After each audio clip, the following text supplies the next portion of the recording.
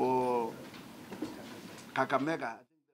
The 13-member steering committee that will consist of members exclusively of governors will be tasked with crafting modalities on how to amass enough support for the referendum push. The committee will work closely with a team of 5 experts to attain the council's goal. The Governors' Council argue that the latest push for a referendum is informed by the inability of the central government to meet part of its bargain as agreed before it dropped its first attempt to have a referendum. 1 year down the line, the challenges facing devolution and the system of county governments have not only increased but are getting worse.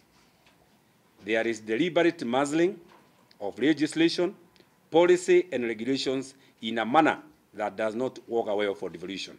The governors argued that punitive legislations are part of the reasons for the latest push and are calling for the repealing of not lesser than 23 pieces of legislation they term punitive to the devolution cause. First, there will be need to amend Article 203 of the Constitution to delete 15% and replace it with 45% of the latest exchequer account. 2, we need to strengthen the role of the Senate by making it an upper house with concurrent legislative powers with the National Assembly, but with a final say over matters touching on counties.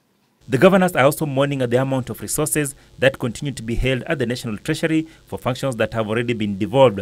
Because they continue to do functions like deworming of children, and the children are with us at home. But they still want to deworm our children here in Nairobi. I don't know when we'll bring them here. In a move that is likely to be interpreted to imply an attempt to rope in the MCAs in the agenda, the governors will also push for the recognition of MCAs in the same breath as members of the National Assembly. Interestingly, tightening the impeachment process of the governors is also part of the agenda. Achola Simon, for Channel 1 Weekend.